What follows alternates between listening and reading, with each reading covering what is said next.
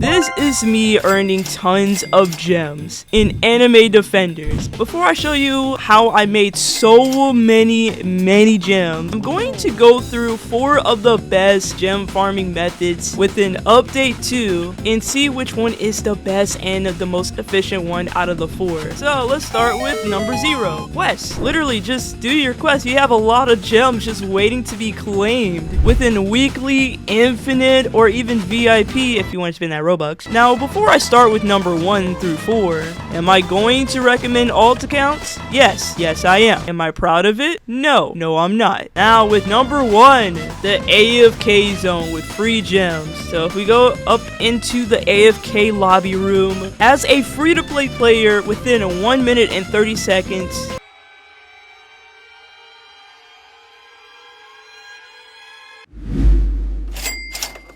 we earn 4 gems only, and this is only with the 1 times multiplier. So for 1 hour I can only earn 160 gems, but within 24 hours I'm going to earn 3,840 gems, which really isn't much. But if you did have the VIP and premium, you get a 3 times earning. But remember this message right here: if you are less than level 10, you will have a negative 50% gem drop, which is for the anti-alt. So make sure to grind up your alt account to something a little bit higher so you can actually get up at least some kind of multiplier for yourself. And even with alt accounts, AFK is a no-go.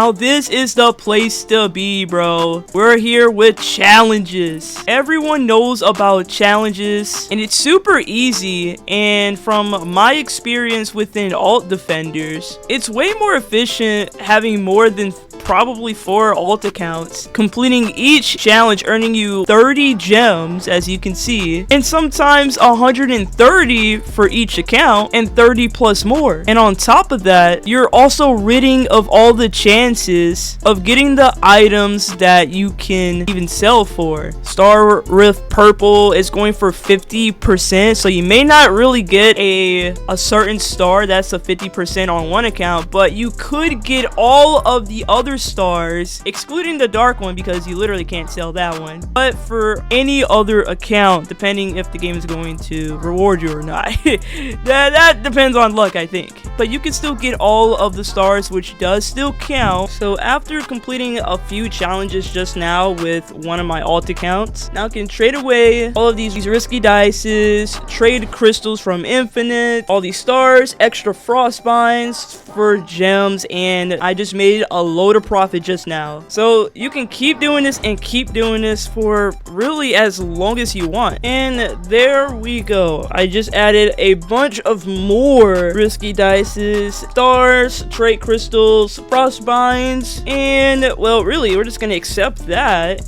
And there we go. We just made another, and now we just gained up to 465 trait crystals in total and 70 more frostbinds. Not bad. It's really not that bad. It's made some profit. So for some frostbinds, I can literally sell that for 400 each and still make a lot of profit. There we go. Just put that up for sale. Now let's talk about my buddy raids. Raids is super easy to do, and the cooldown for them is 1 hour, which is really not that bad. And with joining raids, yes, you do spend 3,000 gold, but it's worth it. Let me tell you that. So if you do raids each and every hour, you will earn around from 30 to 45 to 50 if you're lucky of those yellow or red crystals. Easily just finish the raid with these yellow raid shards in red. Go up here to the raid shop. This is literally your best friend, bro. We can literally put better use of our crystals. Either you want to use the first raid 1, which is the dungeon, or the train, which is raid 2. You can also get gems from here, but I definitely don't suggest getting gems from here. But at least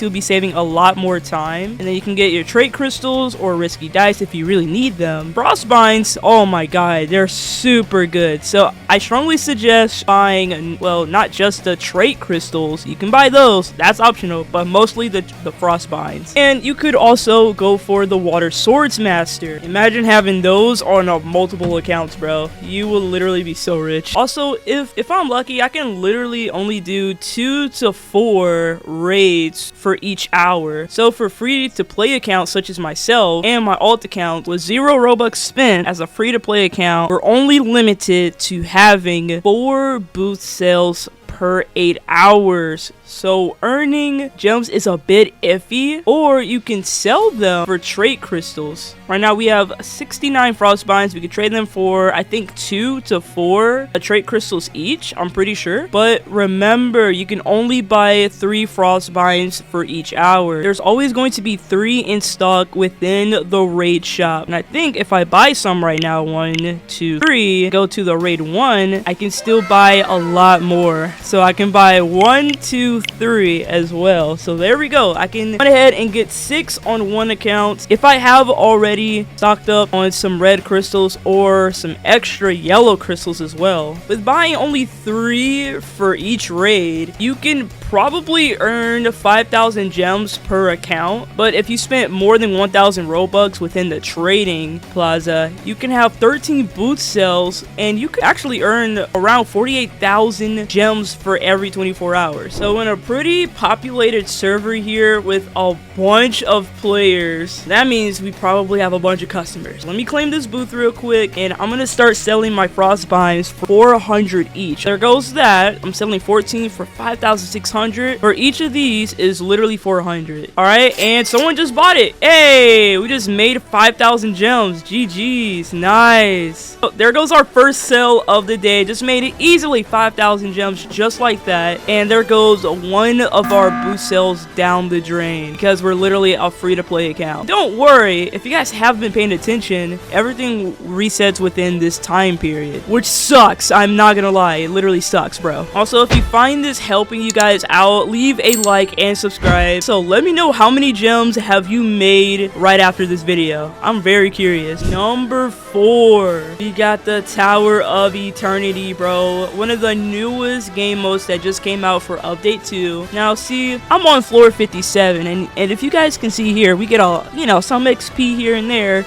We get trait crystals, risky dice, and a lot more gems. And the higher we go, the higher our trait rerolls, and really just a lot of gems just going up and up. And we can only do this, single player. This is by far, in my opinion, by far the best gem method here. I mean, also raids too. They're both equally the best. And also, this is a really great way of farming a lot of risky dices and pretty much just rerolls too. So you can easily farm these up. I mean, it's way faster than grinding, well, infinite, unless you have a secret unit. Right now, I don't have a secret unit. I wish I did, but I don't. And speaking of infinite mode, you can also be using that to get a bunch of trait rerolls also, and some gems along the way, but you're getting less than grinding the Tower of Eternity, to be honest. But after completing, which you have to manually grind for, you can no longer AFK macro all night in infinite mode. But the good news is, it is most definitely possible to use a macro here within the tower, but only after completing the captcha every 10 waves, I've heard. I don't know, where did I hear that from? But with using a macro, don't worry, because literally these tracks sometimes have similar paths once they are changed as we move up to a new floor. So I do suggest giving your alt accounts at least 1 mythic,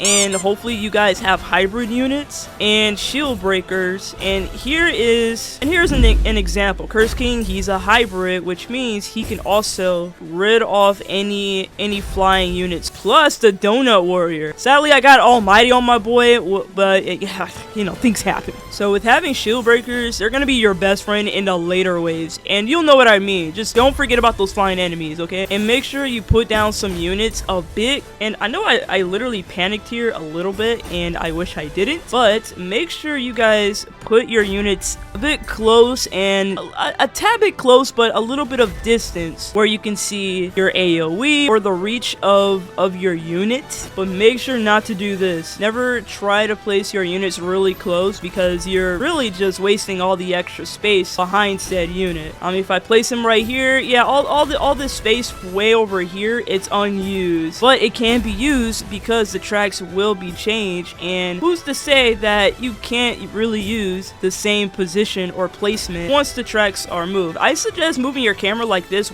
like have your person stand in the middle. Actually, let me go into my settings, turn on shift lock switch if you haven't already, focus this camera this angle, there we go. Very easy. So it's a line right in the middle, right? And then remember when I said earlier about the tracks are going to be changing way differently, so I'm going to spread out my units and they have to be spreaded out. And sometimes this is very weird. I don't know why I can't place, I literally cannot place my unit in this very open white spot, and in some areas it's red, which is very strange. And my guess is probably a track is going to spawn there, or one of these debris is going to be on here. I'm not sure, but we're going to find out and see right in this little area where it's legit red. I don't know why it does that. It's so weird, bro. Right there in that little corner. After our first ever floor that we've just done, even though I'm on floor 57, but our first run, we hit play next and a captcha is going to pop up. So this is the point where you want to do this, and boom, this is where you want to start your macro. You click play next, you record every little movement, right? Play next, and then I'm gonna see if I can actually place down this bad boy. Oh, wait, hold on. No, I can't. Oh, well, that's interesting. We just found something out. Remember this little spot right here, right, guys? So we just found out a little neat trick. So I'm pretty sure a lot of players already know this. I'm not sure a lot of players know this yet. Let me place on my unit. There we go. So as you guys saw earlier, I legit could not place my unit in this specific spot, and I remember because I aligned my camera this way and I was hovering over this area in this little corner. And let me actually, oh my gosh, I'm panicking.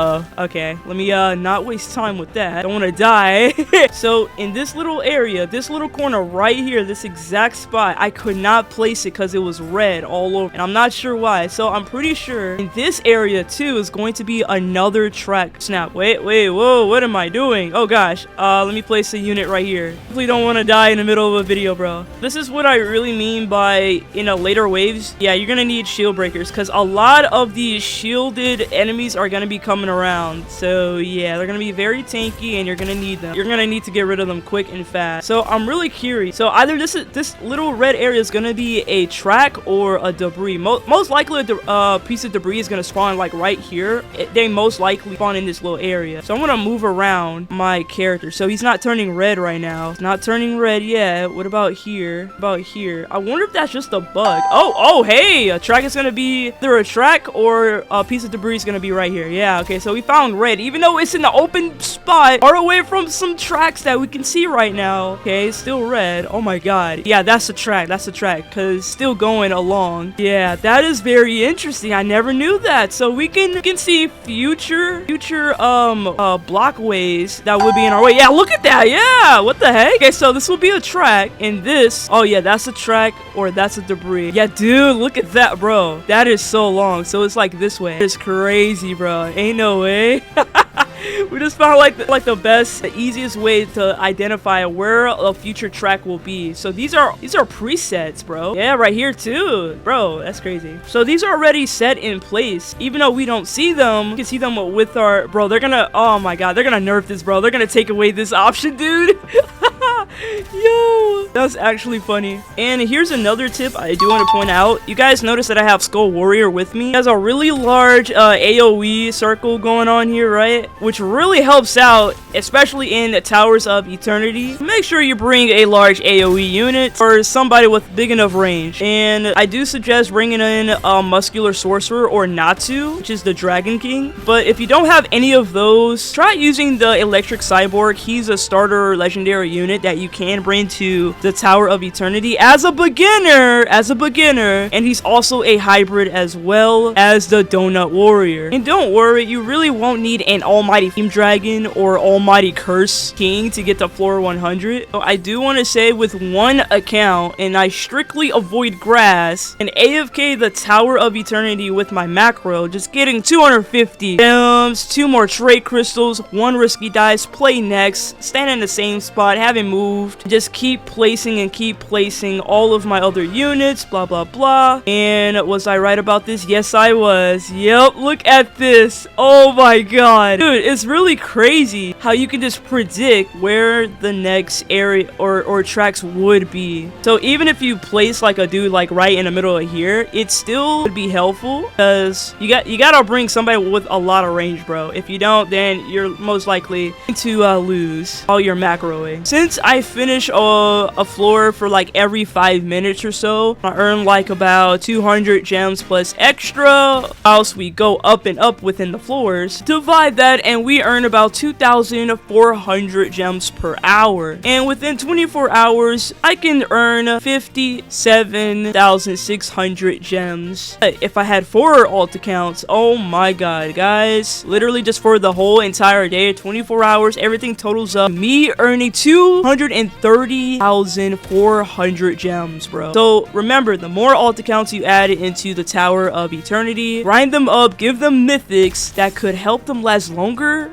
floors, you will be graciously rewarded. The most annoying thing is that capture, bro. It's literally that capture. I know, I hate that capture too. And it just really sucks that people find ways to rid of the capture. But hey, I do respect the grind still. I do respect the grind. But just like in raids from number 3, if they are close, going ahead and tackle the Tower of Eternity, earning a good amount of gems and trait crystals while you wait. Speaking of raids, remember what I said that we can do 2 to 4 raids for each hour? Well, if you're lucky. Depending on how many raids you can do and how fast you can complete them in time, you could earn 1,400 crystals to 2,400 crystals. And that's really just with one account, to be honest. So if you do that with a max amount of alt accounts within the raid, which is 6 players, total you could earn on average 14,000 crystals in a day. Now imagine how many trait crystals you could earn, and just by your choice alone, try your chances to get a shiny raid unit, either the Bear King or the Water Swordsman. Keep in mind, you're literally going to need 3,000 coins to join each raid. So, which goes back to me mentioning challenges. Grind both challenges and quests, bro. They both give you a load and a load of coins. Well, if you do it on multiple accounts. So if you really want more coins with all of that grinding for gems on top of that, you should have enough to summon while selling unwanted units and earn easy 3,000 coins. Alright, there goes our few extra gems. And right now I only have 4,700 coins on me, right? You go to the summoning area, and I'm gonna waste like 500 gems on myself. And as you guys can see, select your rarities to auto sell. You already have too many of the rares to epics to legendaries that are literally unwanted. You can just sell them, and I think I just got a mythic by accident. Wasn't really trying to use my mythic pity, but there we go. We just did that, and now up to 5,600 coins. It's really not that bad. It really helps out a lot. And we just completed a quest, 90 plus gems right there. There we go. We just got some extra gems. And make sure to complete your quest in time. Do resets, so you might want to be weary of that. Don't worry about the weekly, because you have enough time. I mean, come on, that's literally a week, bro. All in all, this gem trick should help you reaching 100 or more than 100,000 gems per day in Anime Defenders.